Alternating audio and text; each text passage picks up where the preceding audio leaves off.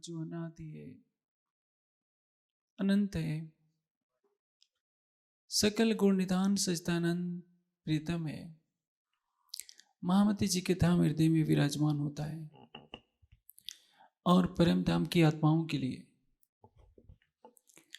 सुख का अनंत सागर उड़ेल देता है इस श्रृंगार ग्रंथ के माध्यम से।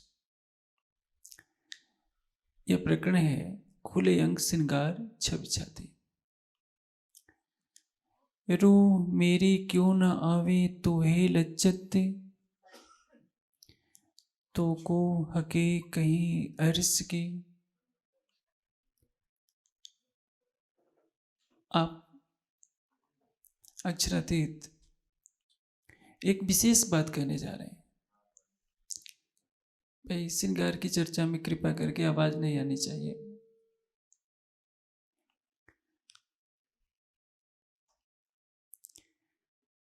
आप देखेंगे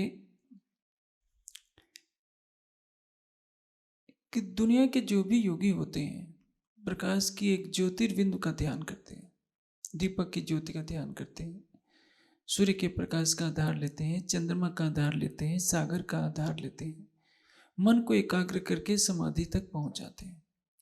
जैसे विपස්සना के योगी होते हैं वो किसी का आधार नहीं लेते, श्वासों का आधार लेते हैं, वे समाधिस्थ हो जाते हैं। प्रश्न यह है कि श्रृंगार ग्रंथ में राज्य के एक एक अंग पर पूरा का पूरा प्रकरण क्यों दिया गया है? चरणों का वर्णन है, नेत्र कमल का वर्णन है, हृदय कमल का वर्णन है। इसका आशय क्या है? एक बात हमें ध्यान में रखनी चाहिए।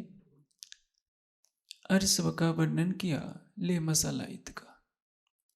यहाँ के दृष्टांतों से परम धाम का सारा वर्णन किया गया है।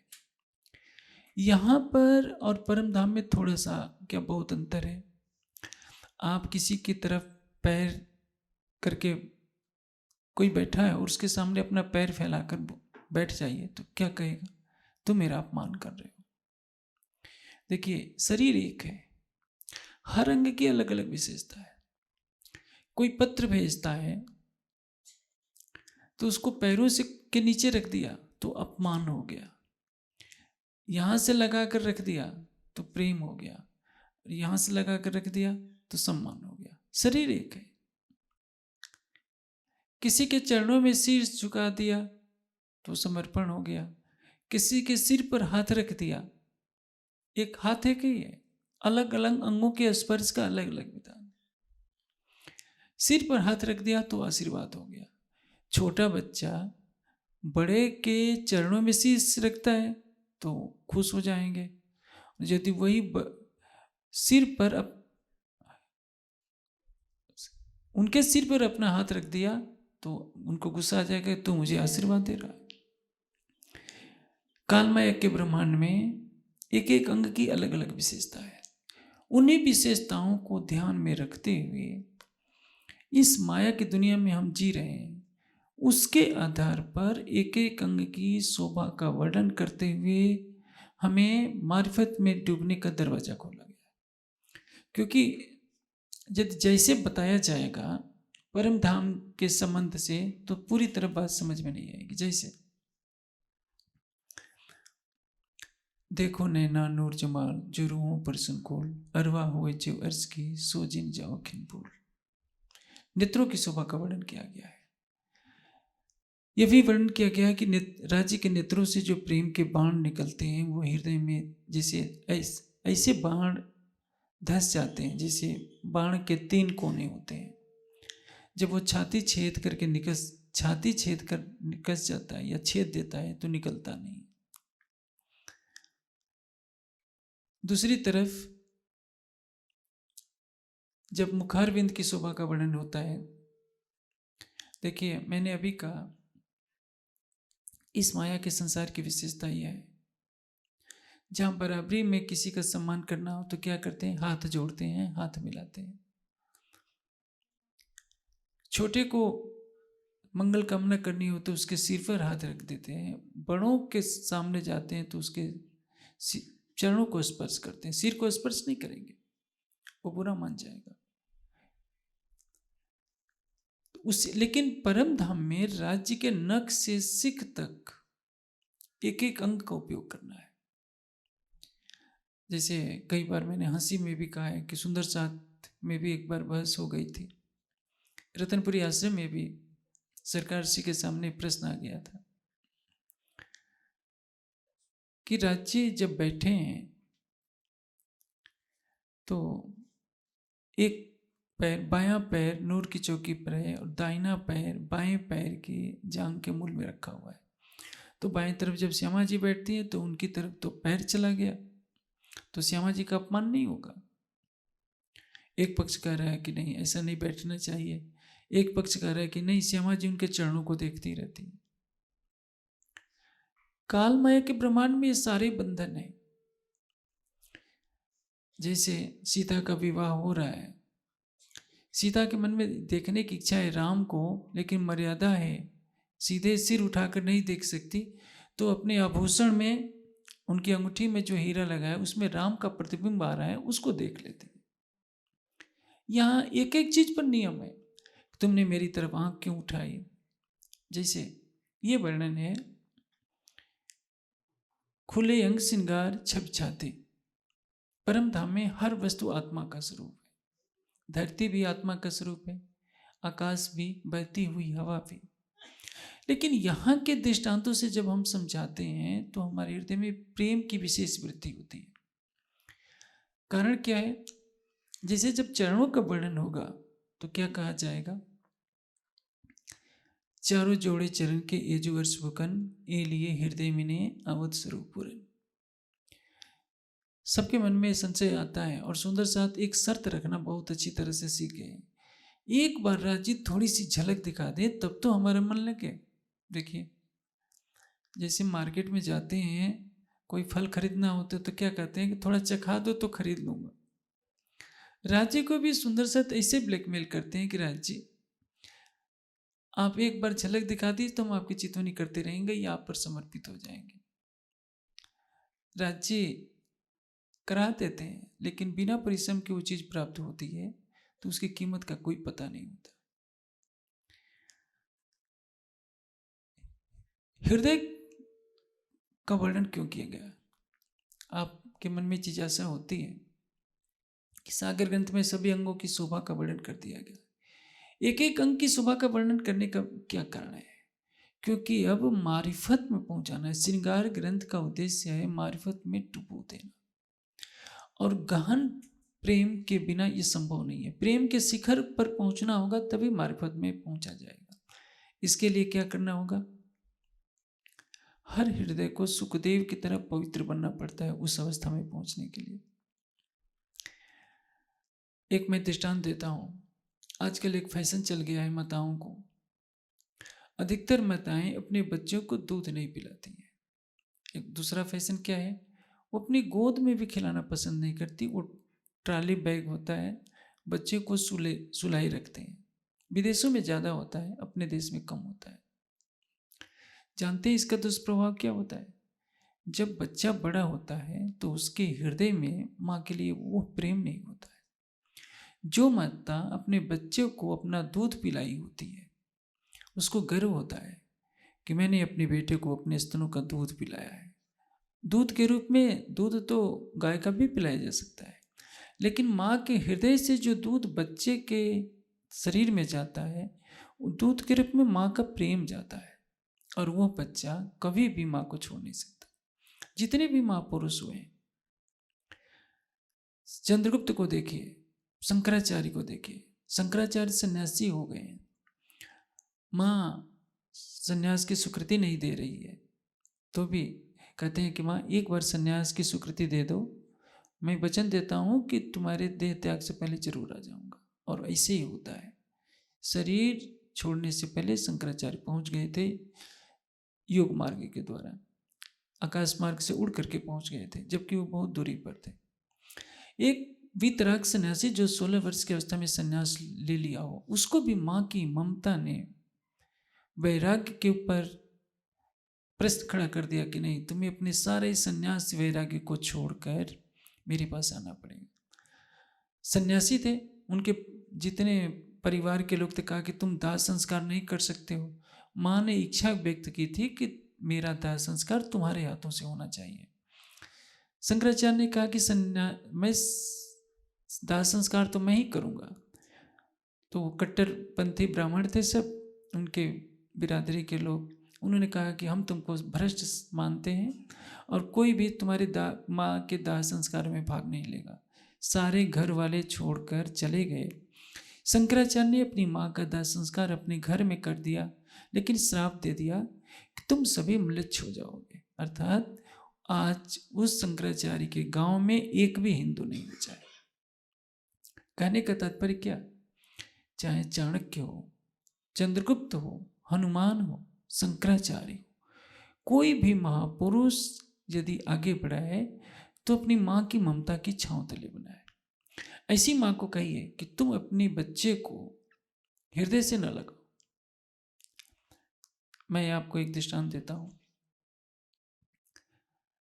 चाहे पुरुष हो या महिला, कोई भी हो, 2 साल के बच्चे को हर कोई गले लगाता है। क्यों? क्या पैरों से स्पर्श कर सकते हैं?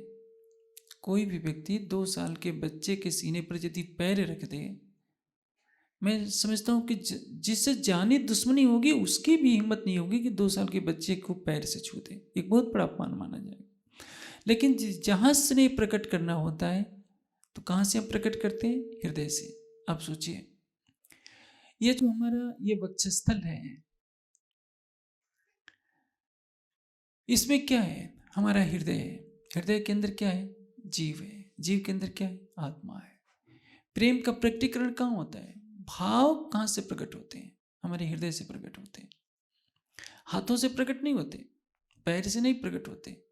संवेदनाओं का केंद्र कहाँ है? हमारा हृदय। इसको एक दृष्टांत से समझिए। जहां स्थूल हृदय की बात है वो तो सबका धड़कता है। रक्त संचार के लिए हृदय तो धड़कना जीवन के लिए आवश्यक है, लेकिन एक ऐसी मनोभावों में जब धड़कना होता है, जब किसी की गहन याद आए, मित्र की, सखा की, सखी की, गुरु की, भाई की, बहन की, संसार के जितने रिश्ते हैं, मैं किसी की भी बात लीजिए, तो यदि बहुत भाव भरा हृदय होता है तो हमारे हृदय की धड़कनें बढ़ जाती हैं। हाथ हो सकता है हाथों में कंपन आ जाए, शरीर में रोमांच आ जाए, आंखों में आंसू हो जाए, ये सब कुछ आएगा, लेकिन सबका नियंत्रण कौन करता है? हमारा कारण शरीर। कारण शरीर के साथ जुड़ा हुआ कौन है? जीव। आप सोचिए, राज्य के हृदय पर, श्यामा जी के हृदय पर 5 हार हैं, श्यामा जी के गले में 7 हार हैं। जैसे मैंने आपको यही बताया, कोई एक छोटा बच्चा है, मैं इस संसार के दृष्टांतों से समझा रहा हूं कि यहां क्यों प्रकरण में लिखा खुले अग श्रृंगार छब छाती।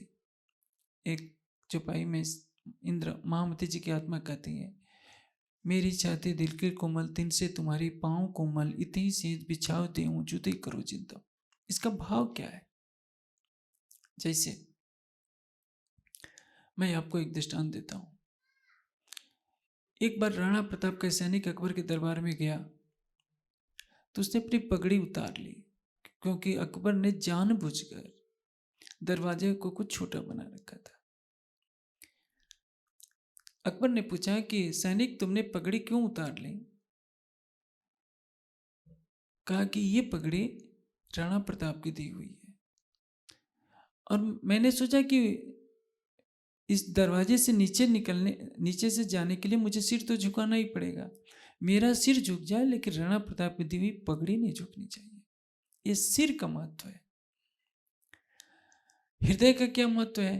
एक माँ का बच्चा सीढ़ियों से लुढ़कने लगा, माँ क्या करेगी? दौड़ती हुई आएगी और उसको यदि आपने कहा, वो तुरंत दौड़कर उसको अपने सीने से लगा लेगी। आप कहिए कि नहीं, खबरदार, तुमने अपने बच्चे को सीने से लगाया तो आप सोचिए उस माँ के ऊपर क्या गुजरेगी। कभी किसी ने सोचा है? एक पवित्र हृदय का बहता हुआ प्रेम है। माँ की ममता उस बच्चे पर है। माँ को अपने बच्चे से जितना प्रेम है उससे अनंत गुना पवित्र प्रेम परम धाम में है। इसलिए जब आप रास का वर्णन पढ़िए या परम धाम के अंगों के बारे में पढ़िए, तो इस संसार की बुद्धि से जरा भी सोचेंगे तो आपका मन, विकृत मन, उसको समझ नहीं पाएगा। आप सोचिए, जो राज्य के हृदय वक्षस्थल पर 5 हार जगमगा रहे हैं, श्यामा जी के हृदय पर 7 हार जगमगा रहे हैं, वे हार आत्मा के स्वरूप है। यदि उन भावों में डूब करके कोई चितवनी करता है कि उन हार रूप आत्माओं का दिल और मेरा दिल एक है, तो वास्तव में राज्य के हृदय कमल की शोभा को हृदय में बसाने का रस प्राप्त हो सकता है। रूह मेरी क्यों न आवे तोहे लज्जत, पहला चरण कह रहा है, मेरी आत्मा तुझे उसका स्वाद क्यों नहीं आ रहा है। ऐसा नहीं है कि महामती जी की आत्मा को स्वाद नहीं आ रहा है। स्वाद का अर्थ क्या है? जैसे एक विलास होता है और एक स्वाद होता है। बहुत मीठी मिठाई, बहुत सुंदर मिठाई है, उसको खा लेते हैं तो वो हो गया विलास, और थोड़ा सा मिठाई का एक छोटा सा टुकड़ा जीभ पर दुकानदार चखा देता है तो उसको कहते हैं स्वाद। इस माया के संसार में हमारा मिट्टी का तन विलास के योग्य नहीं है। सारे आनंद का रसपान कैसे कर सकता है? कच्चे घड़े की तरह टूट जाएगा। स्वाद सबको मिलना है, लेकिन हम कहें कि महामती जी ने कह रही है कि मेरी आत्मा तुझे स्वाद क्यों नहीं आ रहा है, तो ऐसा नहीं। महामती जी ने जो कुछ कहा है हमारी और आपके लिए किया। कीर्तन में एक प्रकरण आता है, धन धन सखी मेरे सोई रे दिन, जिस दिन पिया जी सो गुरु मिलन। उस प्रकरण में उन्होंने कहा है, धन धन सखी मोह को कंठ लगाई, धन धन सखी में विलास कई विध करी। तो महामती जी की आत्मा को स्वाद क्या, विलास भी मिल चुका है। उनके धाम हृदय में तो अखंड रूप से हकीकत के देश से राज्य विराजमान है। हर पल इंद्रावती की आत्मा अपने प्राणेश्वर को देख रही है, उनके प्रेम में डूब रही है, लेकिन उस तन से जागनी भी करानी है। और यदि उस प्रेम की मस्ती में ही हमेशा महामती जी को बना दिया जाए तो जय राम कंसारा को कड़वे वचन बोल करके कौन जगाएगा? औरंगजेब को जगाने के लिए दिन रात एड़ी चोटी का पसीना कौन एक करेगा? उदयपुर में सबको खंड के वचनों से प्रबोधित करके सबको वैरागी वेश कौन धारण कराएगा? और जब गोवर्धन भाई के विश्वासघात के कारण लालदास जी ने सच्ची बात बता दी तो सबको फटकार करके जगह जगह भेजने का काम कौन करेगा? उस अवस्था में संभव नहीं है। इसलिए महामती जी के हृदय को भी कई बार ऐसा कर दिया जाता है, क्योंकि मन की विशेषता यह है कि वो एक समय में एक ही काम कर सकता है। यदि वो राज्य के प्रेम और आनंद में डूब गया तो उसमें चर्चा उसमें नहीं हो पाएगी। प्रेम की थोड़ा सा अंश लेकर चर्चा तो हो सकती है, लेकिन पूरी तरह से डूब जाने के बाद कुछ बोलना संभव नहीं रहेगा।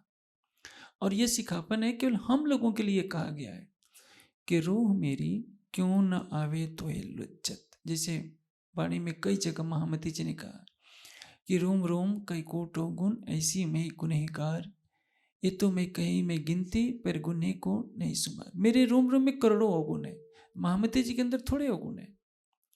कभी भी कहीं सुंदर साध को नहीं कहा है कि सुंदर साधिश तुम बहुत बुरे हो। कहती क्या महामती जी ने कहा है, मैं चोर चंडाल चर्मिष्ठ, ये पीड़ा में कहा है। जब सुंदर साथ बार बार अवगुण देखने लगता है तो श्री जी के मुख से ये शब्द फूटते हैं कि हाँ भाई मैं तो चोर हूँ, चंडाल हूँ, चर्मिष्ठ हूँ। यदि कोई कहता है कि आप ऐसे हैं तो कोई व्यथित होकर क्या कहेगा? ये सुंदर साथ के लिए सिखापन है कि तुम सियाने मेरे साथ जिन रहो विखे रस लाग, पाँव पकड़ कहीं इंद्रावती उठ खड़े रहो जाग। मैं तुम्हारे पाँव पकड़ कर कहती हूँ कि विषयों में मत फंसो। ये नहीं कह दिया कि तुम विषयों में फंसे हुए हो, केवल सिखापन के लिए। महामती जी के हृदय कोमलता के चरम पर है। उस अवस्था में हम सुंदर साथ के लिए एक सिखापन दी जा रही है कि रूह मेरी क्यों न आवे तोहे लज्जत। ऐसा क्यों कहा है? मैं आपको एक छोटा सा माया का दृष्टांत देता हूँ।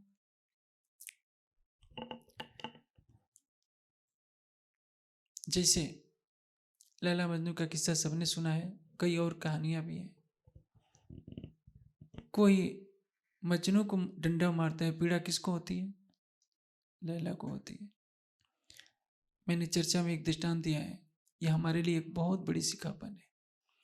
एक बार मजनू का ब्लड प्रेशर बहुत बढ़ गया था, तो हकीम ने क्या किया कि उसके हाथ में नस्तर चुभो दिया। नस्तर चुभाना, उस समय जो चाकू होता था चीर फाड़ करने के लिए, वो चुभोया। मजनू चिल्ला पड़ा। हकीम हंसने लगा कि तू जंगलों में घूमता है, बाघों के बीच में चला जाता है, वृक्षों के बीच में, भयानक सर्पों के बीच में घूमता रहता है, तुझे डर तो नहीं लगता, लेकिन एक चाकू चुभा दिया तो तू चिल्ला रहा है। कहा कि नहीं हकीम जी, मैं ये पीड़ा से नहीं चिल्ला रहा हूं, मेरे रक्त की हर बूंद में लैला बसती है। आप जो चाकू से जो मेरा अंग काट रहे हो, मेरे शरीर में चाकू चुभा रहे हो, तो ये चाकू लैला को लग रही है। सोचिए, एक माया का जीव मिट्टी के पुतले पर कितना फिदा है कि चाकू उसको चुभाया जा रहा है और सोच रहा है कि पीड़ा लैला को हो रही है, वो चीख रहा है। हम सुंदर साथ राज्य के हृदय कमल की शोभा का वर्णन पढ़ते हैं, लेकिन कहीं ना कहीं हमारा हृदय शुष्क है, पत्थर की तरह शुष्क। आप सुंदर साथ में काफी किसान भी होंगे। आप खेत में जब कोई बीज बोते हैं, गेहूं का, जौ, चना, मटर, कुछ भी बोते हैं, जमीन को कोमल बनाते हैं। पथरीली जमीन पर आप घास भी डाल देंगे तो घास उगेगी नहीं। यदि हमारा हृदय सूना होगा, शुष्क होगा, पत्थर की तरह कठोर होगा, तो राज्य के चरण कमल हमारे हृदय में कैसे बस पाएंगे? आप सोचिए, यदि हमारा हृदय उस मजनू की तरह बन जाए। मजनू तो एक संसार के तन पर फिदा है। हमको फिदा होने के लिए कहा जा रहा है कि हमें राज्य पर फिदा होना है, जिनके एक नख के अंदर करोड़ों सूर्यों का प्रकाश है। हम सुंदर सा तो शोभा को पढ़ते हैं कि राज्य के होठ कैसे हैं, ये होठ और ठुड्डी के बीच में जो ये है, यहाँ कैसी शोभा है, नासिका और ऊपर के होठ के बीच में कैसे कमलों की शोभा है, ये किस तरह से कमल की पंखुड़ियों की तरह शोभा बन रही। एक एक बारीकी का वर्णन क्यों किया गया है? ताकि हम राज्य के मुखार विंद की शोभा में डूब जाए। मुस्कुराते हुए मुख में दांत कैसे दिख रहे हैं, लालिमा से भरे हुए दांत, श्वेत दांत लालिमा में दृष्टिगोचर हो रहे हैं। मुख मेरे महबूब का रंग अत्युज्जल गुलाल, उज्ज्वलता में लालिमा छाई हुई है। और वो तन मिट्टी का नहीं है। मिट्टी का तन तो कुछ सालों तक सौंदर्य रहता है। मैं समझता हूँ 12 साल से लेकर 28 साल तक के बीच सौंदर्य रहता है, उसके बाद ढलना शुरू हो जाता होगा। 28-30 साल तक अधिक से अधिक रहेगा, क्योंकि ये शरीर गंदगी से भरा हुआ है। लेकिन फिर भी इसका सौंदर्य बड़े बड़े कवियों को, बड़े बड़े ऋषि मुनियों को पागल कर देता है। जो वायु जल और पत्ते का सेवन करने वाले विश्वामित्र और पराशर ऋषि हैं, वो भी मिट्टी के सौंदर्य पर पागल हो जाते हैं, अपनी तपस्या खो बैठते हैं। एक रंभा, एक मेनका, एक उर्वशी के सौंदर्य पर बस विश्वामित्र जैसे ऋषि, दधीचि जैसे ऋषि, निमि जैसे ऋषि, जो नीम के पत्ते खाकर, छाल खाकर गुजारा कर रहे थे, उनकी तपस्याएं भी एक मिट्टी के सौंदर्य पर टूट जाती हैं। तो आप सोचिए, अक्षरातीत का वो नूरी सौंदर्य जो 7 बार वाणी में कहा गया है, हमारे हृदय को जरा पिघला नहीं पा रहा है। हक रूह मेरी क्यों न आवे तोहे लज्जत, ये महामती जी के लिए नहीं है, हमारे और आपके लिए है।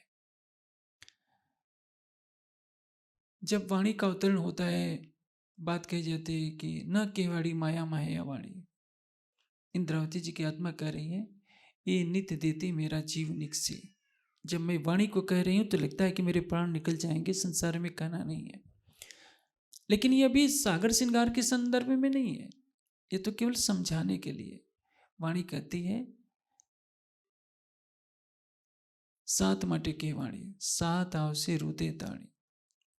सुंदर सात किस तरह से चल रहे हैं, सो तो ऐसा ही, पर पिछले कारण ये वाणी कही। सबकी आत्मा जागृत हो जाए, लेकिन श्रृंगार का वर्णन कैसे होता है।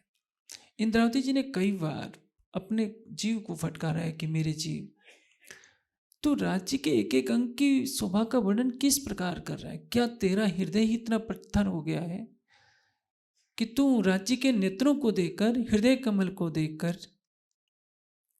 तू अपने इस मिट्टी के तन को क्यों रखे पड़ा है। जैसे मैंने अभी आपको एक दृष्टांत दिया है, किसी मां से उसका बच्चा छीन लीजिए, 1 साल का हो, 2 साल का हो, और उसको जमीन पर रख दीजिए। थोड़ा ऐसा लगे कि उसको चोट भी नहीं लगे, जमीन पर फेंक दीजिए। आप देखिए माँ की हालत क्या होती है। दौड़ेगी और उसको गले से तो जरूर लगाएगी। क्यों गले से क्यों लगाती है? क्योंकि उसका हृदय इसी वक्षस्थल में बसता है। जब तक उसको हृदय से स्पर्श नहीं करा लेगी, उसको शांति मिलेगी नहीं। केवल अपने देश की संस्कृति नहीं है, दुनिया में कहीं भी जाइए तो ये माँ की ममता ये करने के लिए विवश है। ये मनुष्य को सिखाना नहीं पड़ता है, ये स्वाभाविक होता है। प्रेम हृदय में बसता है, शरीर में नहीं बसता है। शरीर में वासना होती है, प्रेम हृदय में होता है। आत्मा का निवास हृदय में है। प्रेम परमात्मा में बसता है, प्रेम आत्मा में बसता है। जहाँ आत्मिक प्रेम होता है, विकारग्रस्त मनुष्य हृदय में नहीं देखेगा, वो बाह्य सौंदर्य पर, चमड़े पर देखेगा, कहीं देखेगा, लेकिन प्रेम हृदय में देखेगा। इसलिए ये प्रकरण बहुत ही महत्वपूर्ण है और हम सुंदर साथ को एक सिखाफत दी जा रही है कि यदि हमें मारिफत में पहुंचना है तो हमें अपने हृदय को कैसा बनाना पड़ेगा। रूह मेरी क्यों न आवे तो हे लज्जत, तो को हके कही अर्ज की। अर्ज किया तेरे दिल को, तो हे ऐसी बड़ाई हके दई। अर्ज किया तेरे दिल को, मेरी आत्मा तेरे दिल को तेरे प्राणेश्वर ने अपना अर्श बना लिया है। हम सुंदर साथ के भी दिल को तो अर्श बनाया है इल्म से। इश्क से बनाना अब हमारा उत्तरदायित्व है। वाणी राज्य ने दी है, हम 5 मिनट के लिए भी ध्यान करते हैं तो राज्य की शोभा को दिल में बसाने का प्रयास करते हैं, लेकिन प्रेम हमारे पास नहीं हुआ पाता। हम क्या हैं? हम प्रेम के सागर हैं, लेकिन प्रेम हमारे पास नहीं है। मैंने इस विषय पर चर्चा की है सरसवा के वार्षिकोत्सव पर। मेरे दिल अर्ज किया, दिल मोमिन मेहर सागर। ब्रह्मात्मा का दिल मेहर का सागर है, ब्रह्मात्मा का दिल इश्क का सागर है। श्री मोहम्मद कहे मोमिनो ये निस्बत इश्क सागर। लो प्याले हक हुक्मे पियो फूल भर भर। इश्क का सागर है, निस्बत का स्वरूप। लेकिन परात्म का भाव आएगा तब तो। जैसे मैं आपको एक दृष्टांत से बताता हूं।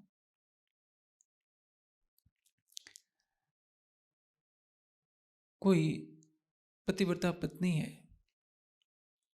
उसके पति को बांध लिया जाए, उसका चेहरा ढक दिया जाए, सारे शरीर को कपड़ों से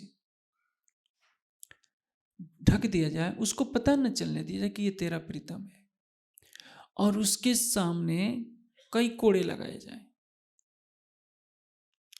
वो आएगी, थोड़ी सी उसको पीड़ा होगी और चल देगी। फिर उसके सामने उसी पति को का चेहरा खुला कर दिया जाए और वो देख लेती है कि मेरा पति है। उसके सामने क्या एक कोड़ा मारा भी जाएगा तो सहन कर पाएगी? पुरुष वही है, लेकिन जब पहचान नहीं थी तो 4 कोड़े मारिए, 10 कोड़े मारिए, वो सहन कर लेती है। उसको लगता है कि मेरा पति थोड़े।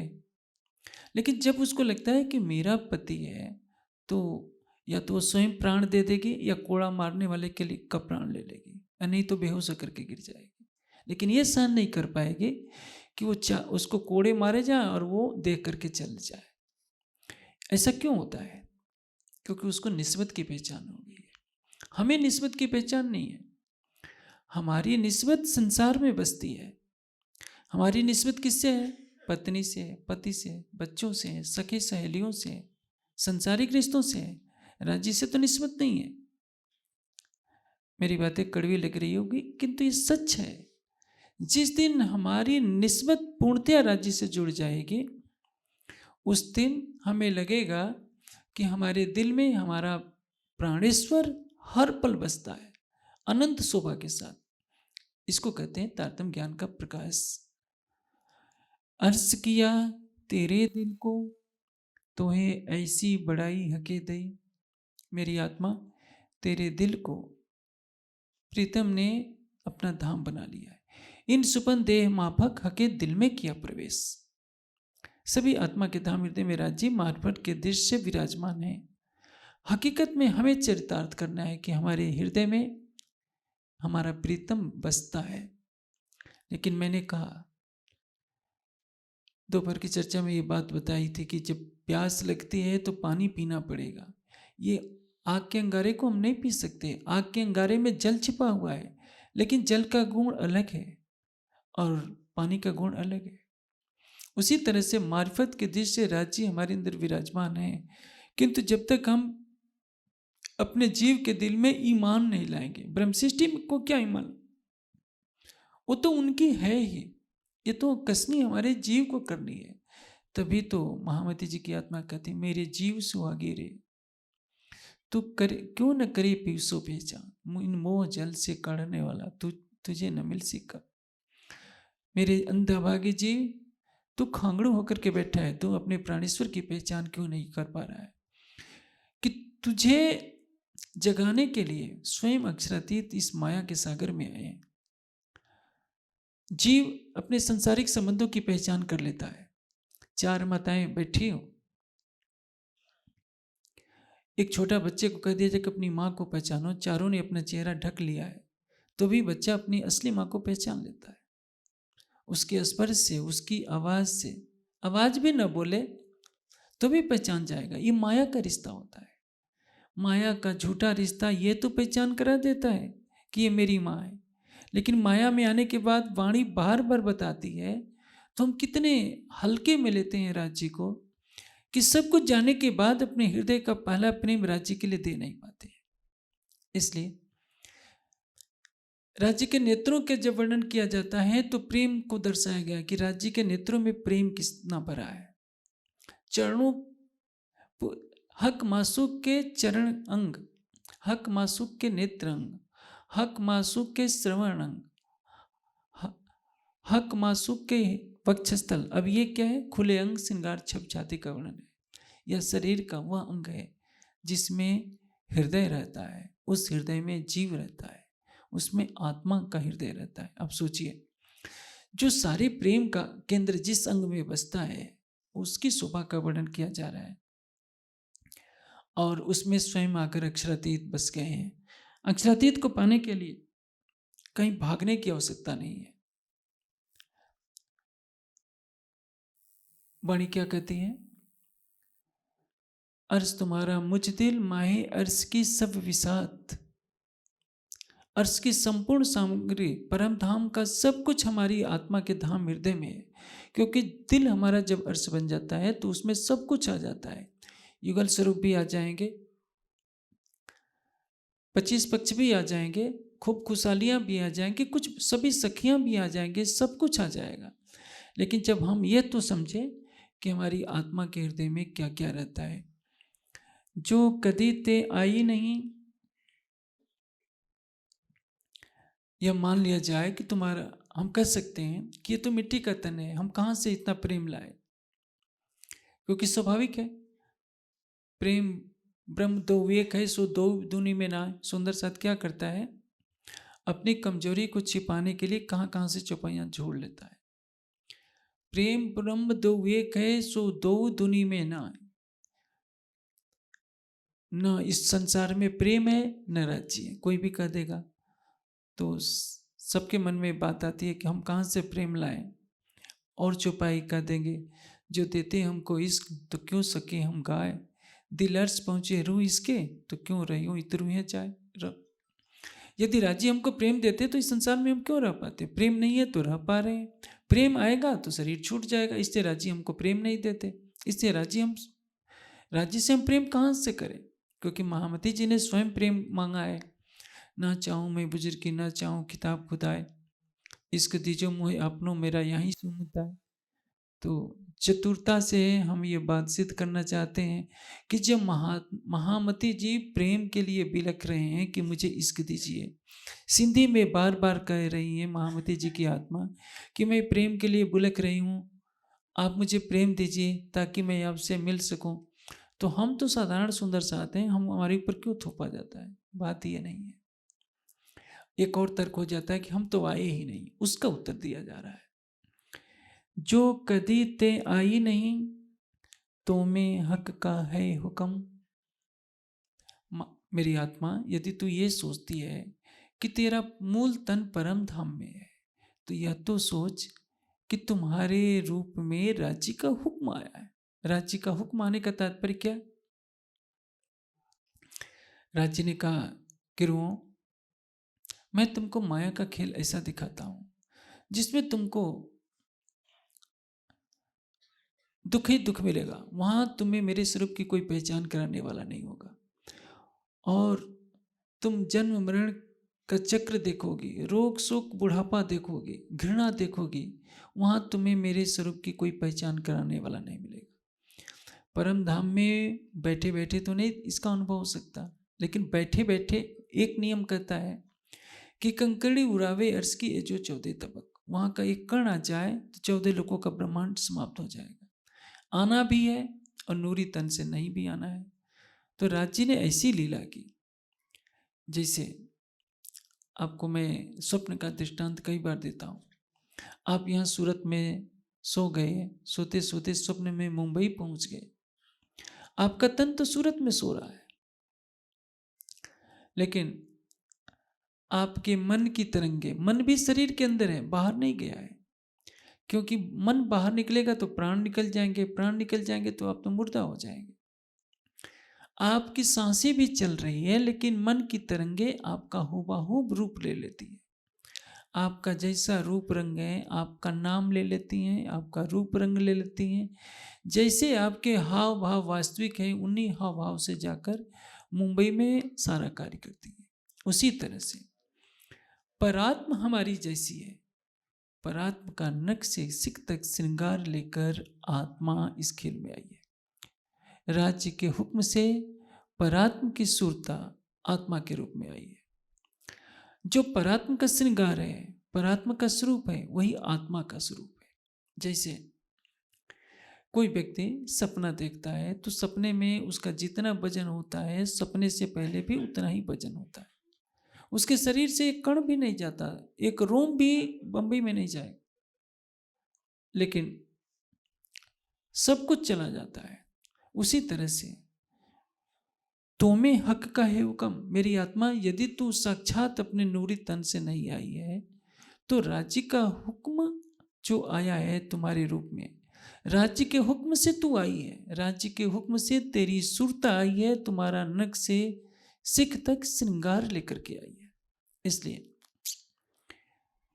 हुज्जत दई तो को अर्स की, हुज्जत कहते हैं दावा, और हमें दावा लेना है कि मैं परम धाम की आत्मा हूं, परम धाम से आई हूं।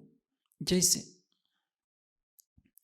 मैंने अभी आपको एक लौकिक दृष्टांत दिया कि आप सूरत में सो गए हैं, सपने में मुंबई पहुंच गए हैं, और मुंबई में किसी व्यक्ति से आपकी कुछ भेंट होती है, कोई बात होती है, तो उठने के बाद क्या कहते हैं कि मैं सपने में मुंबई चला गया था, और अचानक जो मुंबई में कोई बात होती है तो आप कह देते हैं कि ये बात तो मैंने सपने में देख लिया था। मैं आपको एक दृष्टांत से समझाता हूं कैसे क्या होता है। एक बार एक लाड़ी महाशय बहुत बड़े योगी हुए हैं। उनके शिष्य के शिष्य थे योगानंद जी, जिन्होंने योगी की आत्मकथा नामक पुस्तक लिखी है। लाड़ी महाशय गृहस्थी में रहते थे, बनारस के रहने वाले थे। वैसे तो उनकी जन्मभूमि बंगाल की थी। अंग्रेज उनका मालिक था, यानी शायद पीडब्ल्यूडी में सर्विस किया करते थे।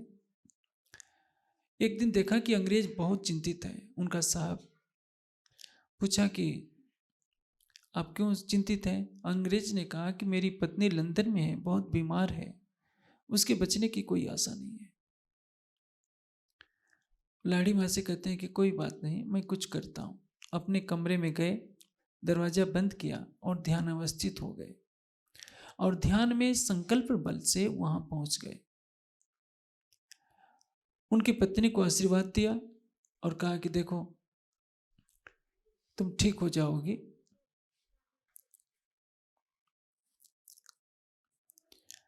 उसके पश्चात आकर के आधे घंटे के बाद उस अंग्रेज से कहते हैं कि आप चिंता न कीजिए, आपकी पत्नी 15 दिनों के बाद आने वाली हैं और वो 2 दिन के बाद ठीक हो जाएंगी। अंग्रेज को विश्वास नहीं हुआ। उसने सोचा कि ये हिंदुस्तान में साधु महात्मा ऐसे ही भविष्य की बातें करते रहते हैं, ये सब झूठी बातें हैं। लेकिन उसको आश्चर्य हुआ, 2 दिन के बाद सचमुच पत्नी का स्वास्थ्य ठीक होने लगा। उधर से तार आ गया। आजकल की तरह टेलीफोन तो उस समय होता नहीं था। तार आ गया कि मैं स्वस्थ हो रही हूँ और मैं जल्दी ही भारत आने वाली हूँ। वो चौंक गया कि ये मेरा कर्मचारी एक क्लर्क है और वो कह रहा है कि कुछ 15 दिनों के बाद आने वाली है। जब वो महिला आती है तो देखा कि सामने तो वही महात्मा लाड़ी महाशय हैं। पहले उसकी नज़र पड़ती है तो आश्चर्य में पड़ गई और श्रद्धा से प्रणाम की और अपने पति से बोलती है कि यही महात्मा जी, जब मैं लेटी हुई तो मेरे पास आए थे, मेरे सिर पर हाथ रखकर आशीर्वाद दिया और उनकी कृपा से मेरी जान बची। अंग्रेज को काटो तो खून नहीं। वो सोच रहा है कि आधे घंटे के अंदर दुनिया में कोई वायुयान नहीं, ये तो मैं कमरे में दरवाजा बंद करके, ये मेरा कर्मचारी है बैठा है, आधे घंटे में कैसे लंदन चला गया और मेरी पत्नी को आशीर्वाद भी दे दिया। यदि कोई दूसरा कहता तो मैं नहीं मानता, लेकिन मेरी पत्नी कैसे पहचान गई थी कि यही मेरे पास आए थे और मेरे सिर पर हाथ रखकर आशीर्वाद दिए थे। इन्होंने जो कहा कि 15 दिन के बाद आने वाली है वो भी सच हो गया। यह भी कह दिया कि 2-3 दिन के बाद वो ठीक होने लगेगी, ठीक हो गई। और यह जो करिए कि ये साक्षात आए थे, दोनों की बातें सच है। आप सोचिए, शरीर वहीं बैठा है, एक शरीर बैठा है कमरे में और एक संकल्पमय शरीर योगी के संकल्प से एक तन लंदन में पहुंच जाता है, बातें करता है, उसको सांत्वना देता है कि चिंता न करो, तुम ठीक हो जाओगी, सिर पर हाथ भी रख देता है। ये कैसे होता है? यदि हम इस लीला को जान सकते हैं, यदि इस दुनिया का योगी बैठे बैठे ये कर सकता है, तो राज्य पर हमें शक होता है कि हम परम धाम में नूरी तन से बैठे यहाँ कैसे आ सकते हैं? दूर की बात छोड़िए, आपको लगेगा कि चलिए ये तो गप्पे हो सकती हैं। गप्पे तो नहीं है, सच्ची घटना है। जिन्होंने परमहंस महाराज श्री रामरतन दास जी की जीवनी पढ़ी है प्रेम के चांद के रूप में, वो जानते हैं कि परमहंस महाराज श्री रामरतन दास जी हों, गोपाल मणि जी हों, ये भी एक साथ कई रूप धारण कर लेते थे। लेकिन ये योग का ऐश्वर्य है, इस चमत्कारों में हमें नहीं फंसना है। मैं तो एक दृष्टांत से समझा रहा हूँ कि यदि इस संसार का एक योगी जो जीव सृष्टि का है, अपने संकल्प बल से कुछ मिनटों में लंदन पहुंच जाता है दूसरा तन धारण करके, अपने शरीर जैसा ही, और पल भर में आ भी जाता है, तो परम धाम की परात्म राज्य के आदेश से आत्मा के रूप में इस संसार में क्यों नहीं आ सकती? इसलिए इस संशय की निवृत्ति के लिए महामती जी की आत्मा कहती है कि मेरी आत्मा यदि ये सोचती है कि मैं तो परम धाम से आई नहीं हूं, तो या तो सोच, तुम्हें हक का है हुक्म, तेरे इस तन में राज्य का हुक्म कार्य कर रहा है, राज्य के हुक्म से तू आई है, परात्म का श्रृंगार लेकर आई है। हुज्जत दई तो को अर्श की, राज्य ने तुम्हें तारतम्य ज्ञान का प्रकाश दिया है और तुम्हें हुज्जत का अर्थ होता है दावा। हुज्जत दई तो को अर्श की, अब तुझे दवा लेना है कि मैं परम धाम की आत्मा हूं, माया का खेल देखने के लिए आई हूं। जब राज्य की मेहर नहीं होती तो ये पहचान भी नहीं हो पाती कि हम कौन हैं, आए कहाँ से। हुज्जत दई तो को अर्ज की, दिया बेशक अपना इलम, और आप और हमें अपना बेशक इल्म संशय रहित जान दिया, जिसमें किसी तरह का संशय नहीं। संशय तो तब होता जब कोई दूसरा कहता, कोई फरिश्ता भी कह देता, जिब्रील असराफील भी कह देता, तो कुछ संशय हो जाता कि लाया हृदय बैठ साक्षात, मेरे धाम हृदय में साक्षात राज्य आवेश स्वरूप से बैठकर श्रृंगार की इस वाणी को कह रहे हैं। इसलिए इसको क्या कहते हैं, बेशक इल्म, किसी भी तरह का शक संशय नहीं। और यह वेस्की हमें कहाँ ले जाएगी, अटूट ईमान की तरफ, अटूट विश्वास की तरफ। विश्वास हमें कहाँ ले जाएगा, समर्पण की तरफ। समर्पण कहाँ ले जाएगा, विरह की तरफ। विरह क्या करेगा, हमें इश्क में डुबोएगा। इश्क जब आ जाएगा तो क्या होगा, तुम आए सब आइयाँ। राज्य की शोभा हमारे दिल में जैसे ही बसेगी, हमारी आत्मा जागृत हो जाएगी और राज्य के दिल में विराजमान होते ही परम धाम की सारी नदियाँ हमारी आत्मा के धाम हृदय में अखंड रूप से वास करने लगी। इतनी बड़ी शोभा हमारे दिल को दी गई। हाय, दिल हमारा इतना छोटा कि कोई सूक्ष्मदर्शी उसको देख नहीं सकती। दुनिया के किसी भी यंत्र से जीव के मन बुद्धि को जब मापा नहीं जा सकता, लेकिन प्रेम का एक धागा है चितवनी के रूप में, जो हमें नख से सिख हमारी आत्मा के दर्शन कराएगा, परात्म के दर्शन कराएगा। जैसे मैं एक बात कहता हूं,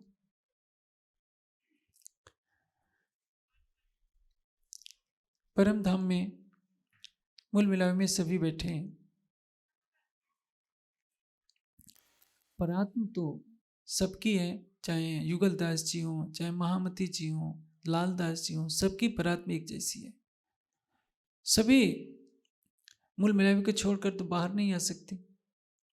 लेकिन हौज कौसर का वर्णन हो रहा है, मानिक पहाड़ का वर्णन हो रहा है, पुखराज का वर्णन हो रहा है। युगल दास जी के वृत्त पढ़िए, वो कहाँ से वर्णन करते करते कहाँ पहुंच जाते हैं। कौन वर्णन कर रहा है, परात्म पर तो फरामोशी है। आत्मा परात्म का श्रृंगार रखकर 25 पक्ष के जहां जिस भाग में जहां चाहे वहां जा रही है। परात्मा नहीं जा सकती क्योंकि उन तनों में फरामोशी है। वो हिल डुल नहीं सकते, हंस बोल नहीं सकते। लेकिन जो मूल स्वरूप है अपने, जाको कहिए परात्म। हमारे मूल स्वरूप क्या है, परात्म। सो परात्म संग लेके विलसिए संखसम। परात्म का श्रृंगार सजकर हमें राज्य के साथ प्रेम का विलास करना है। प्रेम का विलास कब होगा, जब हम परात्म के श्रृंगार में डूबेंगे, परात्म के भाव में खोएंगे, शरीर और जीव भाव से परे हो जाएंगे। इसलिए ये खुले हृदय जो वक्षस्थल का वर्णन किया गया है, इसका भाव है कि हम राज्य के प्रेम में इतने डूब जाएं कि हमारा सारा केंद्रीकरण किस पर हो जाए, अपनी आत्मा के धाम हृदय में। एक और विशेषता बताई है, बिन जामे देखो अंग को, आशिक सब सुख चाहे। एक भाव के विपरीत महामती जी की आत्मा कह रही है कि मेरे अक्षरातीत सुंदर साथ जी, श्रृंगार की कुछ बातें ऐसी होती है जो मंच पर चर्चा करने योग्य नहीं होती है, क्योंकि सभी श्रोताओं का आध्यात्मिक स्तर वह नहीं होता। इसलिए वाणी के कथनों को आध्यात्मिक भाव में लीजिए, सांसारिक भाव से कभी नहीं देखना चाहिए। बिन जामे देखो अंग को, आशिक सब सुख चाहे। ब्रह्मात्मा क्या चाहती है कि मैं नख से सिख तक राज्य की शोभा को देखूं। जो वहां के वस्त्र हैं वो इस संसार के वस्त्र नहीं है, धागे से बने हुए वस्त्र नहीं है। राज्य के नूर ने वस्त्र का रूप धारण कर लिया है, आभूषण का रूप धारण कर लिया है। राज्य के अतिरिक्त जो कुछ है वो क्या है, राज्य के अतिरिक्त कुछ है ही नहीं। ना अर्श चिमी दूसरा कोई और धरावे ना है। परम धाम में राज्य के अतिरिक्त कुछ नहीं है। जो सखियां कह रहे हैं, राज्य का ही स्वरूप ही सखियों के रूप में लीला कर रहा है। राज्य और सखियां दो नहीं है। ब्रह्म शिष्ट कहीं वेतने ब्रह्म जैसी तो दो गत। इसको ये समझ मत लीजिएगा कि हम सखियां हैं तो हम राज्य हैं। आप जा करके किसी दूसरे पंथ वालों से आप शक्ति से कहने लगे कि तुम नहीं जानते हो मैं साक्षात परब्रह्म का स्वरूप हूं क्योंकि मैं परम धाम की आत्मा हूं, तो परिणाम क्या होगा? वो आपकी बात को क्यों सुनेगा? ओ भाई थोड़ी देर के लिए बैठ जाओ ना। अरे बहनों, श्रृंगार की चर्चा में ये सब नहीं चलता, मैं बंद ही कर देता हूं। बागा पहने हमेशा देखिए कछु ये छवि और दिखाए। यदि हमारी आत्मा परम धाम की दृष्टि देखती है कि परम धाम में एक राज्य का नूर ही नूर है और वह नूर सभी रूपों में क्रीड़ा कर रहा है। बागा भी वही है, जामा भी वही है, आभूषण भी वही है, वही नूर राज्य के मुख का श्रृंगार है। मेरी परात्म भी राज्य का नूर है, श्यामा जी का नूर है। तो परिणाम क्या होगा? हमारी आत्मा उसी नूर की शोभा में डूबते डूबते स्वयं के अस्तित्व को भुला देगी। ये ऐसा वर्णन क्यों किया जा रहा है? एक अंग जाए छोड़ लगे। यदि हम परात्म की भावना से देखें तो जो कुछ परम धाम में है राज्य के हृदय का नूर है, हृदय का प्रेम है, हृदय का आनंद है। और उस प्रेम और आनंद में हमें इस माया के संसार में स्वयं को डुबाना है। एक अंग देखने लगी सो तिथि भई गलतान। राज्य के नखों में भी हम खो जाएं, केवल प्रेम आ जाए तो हमारी सुरता लग जाएगी। केवल चरण कमलों की शोभा बस जाए तो नख से सिख तक का पूरा श्रृंगार बस जाएगा। हमें एक एक अंग की शोभा को देखने की आवश्यकता नहीं पड़ेगी, लेकिन एक एक अंग की शोभा का वर्णन इसलिए किया जा रहा है कि हम माया के संसार में रह रहे हैं। नेत्रों की, गालों की, हृदय कमल की, हस्त कमल की, अंगुलियों की, चरणों की, एड़ियों की, सबकी अलग अलग विशेषता है इस संसार में। एक एक अंग में हमारा प्रेम जगे और उस प्रेम को जागृत कर उस नूरी शोभा में हम इतना डूब जाए कि हमारा मन पूर्णतः एकाग्र हो जाए, हमारी सुरता परम युगल स्वरूप के चरणों में इस तरह से लग जाए कि हम उनके दिल में डूबने की योग्यता प्राप्त कर सकें। इसलिए श्रृंगार ग्रंथ में हजारों चौपाइयाँ आई हैं केवल नख से सिख तक की शोभा का वर्णन करने में। चरण हक मासूक के चरण अंग कैसे हैं, नेत्र अंग कैसे हैं, हृदय के अंग, हृदय कमल की शोभा क्या है, अंगुलियां कैसी हैं, कट्टी की शोभा क्या है, कमर की शोभा क्या है। ऐसा क्यों किया जा रहा है? क्योंकि इन अंगों को हम देखते हैं, लेकिन ये शरीर मानव शरीर की शोभा नहीं है। जिन जानो ये वर्णन करत आदमी का, ये सबसे न्यारा सुभान जो अरसजी में बका। इसको माया के धरातल पर नहीं लेना चाहिए। हक इलम ले देखिए तो हुए अर्स माफक। यदि हम परात्म की भावना से परम धाम के ज्ञान की दृष्टि देखेंगे तो सागर और श्रृंगार की बातें समझ में आएगी। ये सुंदर साथ के लिए राज्य की सबसे बड़ी कृपा है, उपहार समझिए, राज्य के हृदय का प्रेम समझिए कि इस माया के संसार में आपको सागर श्रृंगार की वाणी मिली है। यह सागर श्रृंगार की वाणी आपकी आत्मा को परम धाम के प्रेम में डुबोने के लिए है। परात्मा का श्रृंगार सजकर राज्य के दिल में डूबकर उनके हृदय में उमड़ने वाले सागरों को मापने के लिए है। इसी सागर श्रृंगार पर निर्णय होना है कि इस किरबत का निर्णय इसी के आधार पर टिकेगा। इसलिए हम वाणी के एक एक कथन को अंगीकार करें और यदि हम परम धाम के इन वचनों को आत्मसात कर लेंगे तो हमारी आत्मा निश्चित रूप से जागने की सीढ़ियाँ चढ़ती जाएगी। बागा पहने हमेशा देखिए कछु ये छवि और दिखा है। और यदि हम उस दृश्य से देखते हैं तो राज्य के अंगों पर जो बागा है, जामा है, ये सभी उस नूरी अंग की शोभा है। वह नूरी अंग जो हमारी आत्मा के हृदय में बसता है और जिस पर हमारा जागने का मुद्दा है। मैं आशा करूँगा कि सुंदर साथ कुछ अपने आहार विहार में परिवर्तन करेगा। यदि आप सोचते हैं कि तामसिक भोजन करके खूब तीखी तीखी मिर्ची खाकर, लहसुन प्याज का चटखरे आनंद लेकर श्रृंगार का आनंद लेंगे तो आपके लिए संभव नहीं है। अर्श लो या दुनिया, दो पाइए नहीं कठोर। मैं तो 17 वर्षों से कह कहकर थक चुका हूँ, अब ज़्यादा कहने से भी कोई लाभ नहीं है। माथे ले से तेने कहूँ छूँ, बीजामा करजो दुख, तमे तुम्हारी माया में सहजे भोग सुख। यदि आपको राज्य से बड़े लहसुन प्याज और मिर्चा ही दिखता है तो खूब खाइए, मुझे कोई आपत्ति नहीं है। लेकिन यदि आपको अपनी आत्मा जगानी है तो कुछ कष्ट झेलना पड़ेगा, कुछ बैठना का अभ्यास करना पड़ेगा, और उसके बाद आप देखेंगे कई कोट राज वैकुंठ के न आवे इतके खिंड समान। आपका प्राणेश्वर आपकी आत्मा के दिल में बसता है, कहीं दूर नहीं बैठा है। उसके लिए कर्मकांडों में उलझने की आवश्यकता नहीं। आप शरीर से परे हो जाइए, मन बुद्धि से परे हो जाइए, राज्य के प्रेम में अपने प्राणेश्वर को निहारिए, फिर देखिए वह आपको प्राण की नली से भी निकट है। प्रणाम।